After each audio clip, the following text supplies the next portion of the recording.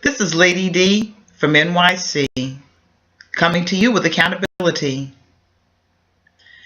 One of the greatest accomplishments I've ever been able to make in this life was to develop the ability to forgive. And my thought today is forgiveness is your lifeline. I know what it's like.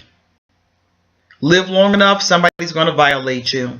Somebody's going to hurt you, betray your trust, stab you in the back, whatever it is.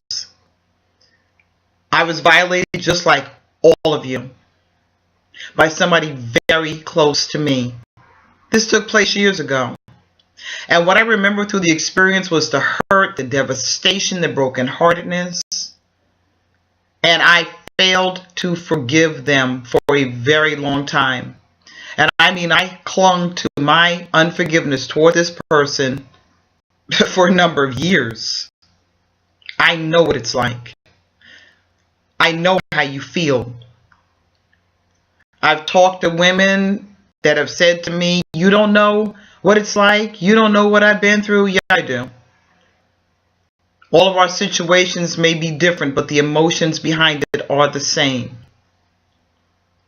Once again, forgiveness is our lifeline. Now, I'm going to break it down to you because what is happening is that we have got to let go of this stuff. It is critical to the condition of your spirit that you learn to let it go. It's not worth holding on to. I don't care what anybody has done to you. And I don't mean I don't care, in a mean way. I mean, it really, at the end of the day, when it comes down to your spiritual condition, it's just not that important anymore. I knew a lady who, in her teens, she was sexually violated by a man over a period of time. She's now in her 50s. The man has been dead and gone for about 15 years. And to this day, she will not forgive him. And the more I would have conversation with her, the more I realized she wasn't quite right upstairs. If you're picking up what I'm putting down, her mind had been eaten away. You could tell that her mind was not right. What will happen to you if you continue to hold on to your unforgiveness is eventually your mind is going to be turned over to you, and that is not a good thing. Think about it. Think about the person or persons in your life that you've known for years that harbored anger and bitterness towards somebody. Does their mind seem quite right to you? It is extremely dangerous to hold on to your unforgiveness. Romans 1:28 basically says that even as they did not like to retain God in their knowledge, that God turned them over to a reprobate mind. That ain't good.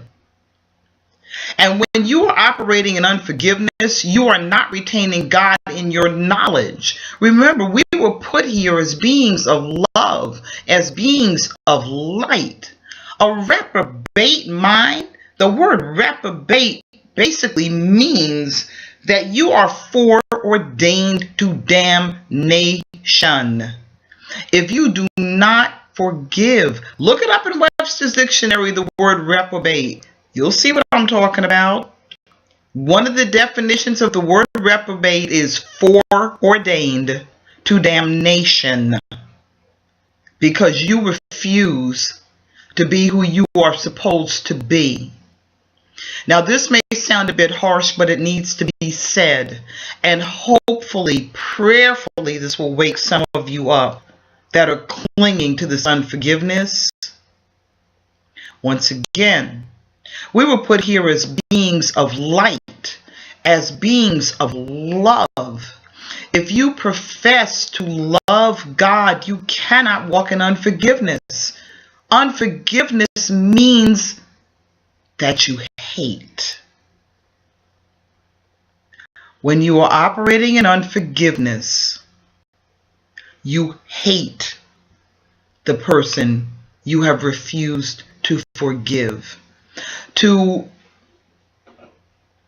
project hate against someone requires energy on your part. You are harnessing all of your spiritual energy, negative, dark energy, to maintain the level of unforgiveness. You hate. You're not operating in love. And what you're doing is contrary to God. And since we are beings of love, or that is what we were created to be, as long as you persist in hating, unforgiving someone else, it's going to eat your mind away. God will turn you over to yourself. So now you have to ask yourself this question. Is the anger, the bitterness, the unforgiveness that you are harnessing towards someone else worth the loss of your mind? And subsequently, what it will do to the condition of your spirit? Think about it. I know you've been hurt. I know somebody tore you up. I know it was painful. I don't sit here and speak to you about anything that I don't know. I do know. But I also know that there was such tremendous freedom in developing the ability to forgive. And that ability is developed how? Simply by changing your mind. You know that Bible that you pick up and read and profess to study and understand? Says something in there about how change comes by the renewing of the mind. You have to change your mind. Look at the person that you are not forgiving and feel sorry for them for what they've done to you, because everything sows a seed. And every seed sown brings back a harvest. You have to let it go. Once you let it go, the universe, the God spirit, now can step in and handle the situation for you. As long as you've got your hand on it, it's not going to be handled. Get out of God's way. Free yourself. Let it go. It's just not worth a reprobate mind. Because as long as you persist in unforgiveness, you persist in going against the prevailing spirit of the Creator, and it's going to cost you. Are you willing to pay what it's going to cost you? Much love to you. This is Lady D from NYC with another episode of Accountability. Love you.